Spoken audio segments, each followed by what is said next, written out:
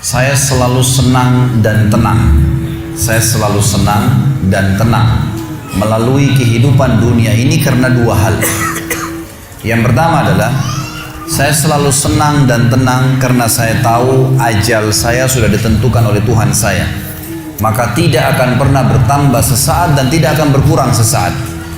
Artinya kalau saya akan meninggal 60 tahun ya 60 tahun. Mau sehat, mau sakit, ya, mau kaya, mau miskin, sudah saatnya mati akan mati. Maka saya tidak perlu repot dengan itu. Saya tinggal mengisi hidup saya dengan kebaikan-kebaikan, tinggalkan keburukan, udah sampai ajal datang. Saya selalu senang dan tenang karena ajal saya sudah ditentukan oleh Tuhan saya, tidak akan bertambah saat dan tidak akan berkurang saat. Lalu yang kedua, ini saksi bahasan kita. Dia mengatakan saya selalu senang dan tenang karena rezeki saya tidak akan diambil oleh orang lain. Teman-teman sekalian, garis bawahi satu hal. Tidak ada dalam Islam namanya rezeki kita diambil oleh orang lain. Pernah waktu saya tabligh akbar di Surabaya dan membahas masalah materi kita tadi subuh, kenalilah Tuhan maka akan bahagia. Ada seorang pengusaha muda datang kepada saya dan berkata, Ustaz, saya bersama dengan beberapa teman-teman saya coba untuk melobi masuk ke dalam satu proyek. Dan di antara teman-teman saya bukan memuji diri, tapi saya orang yang paling baik ibadahnya di antara mereka. Artinya mereka masih sholat pun ya kalau disuruh, kalau saya masih menjaga sholat. Tapi anehnya Ustaz, pada saat proyek tersebut sudah didapatkan, teman-teman saya semua dapat kecuali saya.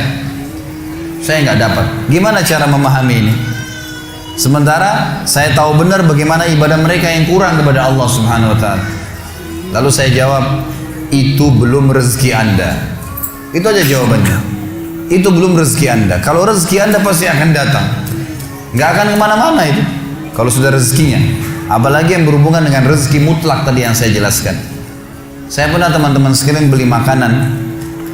Saya sangat senang dengan makanan itu. Di Jawa Timur, di Surabaya tempat ada madu mongso, jadi manis, enak gitu. Saya sering beli kecil, ketan ya. Saya beli sekitar 50 biji kena kecil-kecil. Sering saya bawa dari Surabaya ke Jakarta. Saya sempat beli, kemudian saya sambil nunggu pesawat akan take off 1 jam lagi Surabaya ke Jakarta, saya taruh di lounge, lagi duduk sambil nunggu waktu, saya buka laptop sambil saya ngetik-ngetik ceramah. Karena asyiknya ngikutin ceramah, saya lagi edit, saya lagi perbaikin, terus dipanggil. Setelah itu 45 menit dipanggil, 5 menit kemudian dipanggil, suruh naik pesawat. Saya buru-buru matikan laptop, saya tutup lalu saya jalan. Saya lupa tuh kresek saya yang ada isinya makanan tadi. Saya ingatnya nanti setelah tiba di Bandara Jakarta. Perasaan tadi selain laptop ada yang saya pegang yang lain nih gitu.